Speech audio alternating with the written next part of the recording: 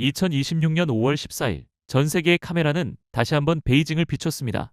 도널드 트럼프 대통령과 시진핑 주석의 대면 회담. 트럼프는 왜 이 시점에 중국을 찾았을까요? 그리고 그는 왜 협상의 달인이라는 자신의 명성을 다시 한번 시험대에 올린 것일까요? 오늘 우리는 겉으로 드러난 무역 합의 이면에 숨겨진 미국의 100년 패권을 결정지을 거대한 시나리오를 추적해봅니다.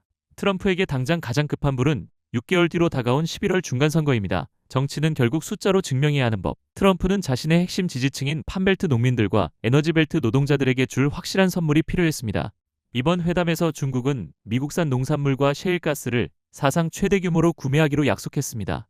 트럼프는 이를 통해 내가 여러분의 물건을 팔아왔고 무역 적자를 줄였다는 강력한 홍보 수단을 챙겼습니다. 하지만 이것은 시작에 불과합니다. 진짜 목적은 미국 내 물가를 잡는 것이었습니다. 중국의 저렴한 공급망을 유지해 인플레이션을 억제하는 것, 유권자들의 지갑을 안정시키는 것. 트럼프에게 중국은 중간선거 승리를 위한 가장 크고 확실한 비즈니스 파트너였던 셈입니다. 여기서 우리는 판을 더 크게 봐야 합니다.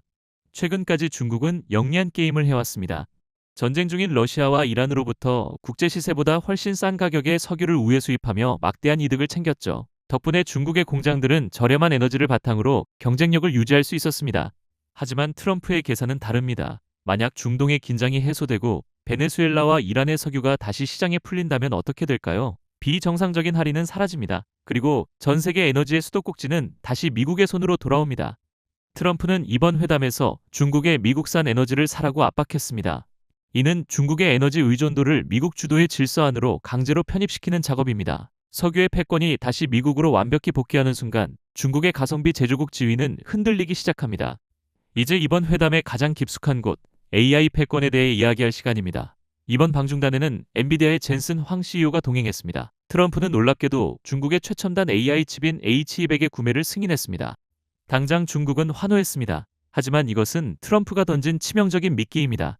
AI는 전기를 먹는 하마입니다. 아무리 좋은 칩이 있어도 그것을 구동할 저렴한 에너지가 없다면 무용지물이죠. 미국이 에너지 패권을 강화할수록 미국 내 데이터 센터는 가장 싼 전기로 AI를 학습시킵니다. 반면 미국의 통제 아래 비싼 기름값을 내야 하는 중국은 AI 운영 비용에서 치명적인 열세에 처하게 됩니다. 똑같은 지능을 가진 AI라도 미국은 1달러에 구동할 때 중국은 10달러를 내야 하는 상황이 오는 것입니다.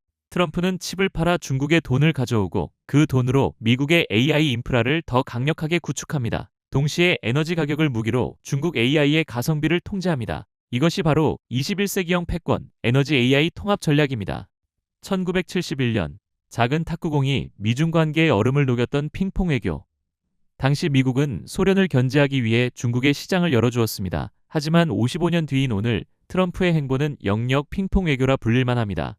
과거엔 우호를 위해 손을 내밀었다면 지금은 기술적 종속을 위해 미끼를 던졌습니다. 트럼프는 중국을 고객으로 만들어 중간선거 승리를 챙기고 동시에 에너지와 칩이라는 두 개의 고삐를 쥐고 중국의 미래를 통제하려 합니다. 정치는 선거로 증명되고 패권은 기술과 에너지로 완성됩니다. 트럼프가 베이징에서 던진 주사위는 이미 굴러가기 시작했습니다. 이제 전쟁은 총칼이 아닌 데이터 센터의 열기와 송유관의 흐름 속에서 벌어집니다. 55년 전 시작된 핑퐁 외교의 대장정은 이제 미국 주도의 AI 신질서라는 마지막 장을 향해 달려가고 있습니다. 과연 중국은 이 치밀한 덫을 뚫고 자신들만의 돌파구를 찾을 수 있을까요? 아니면 미국의 설계대로 고비용 AI의 늪에 빠지게 될까요? 역사의 다음 페이지가 지금 막 넘어가고 있습니다.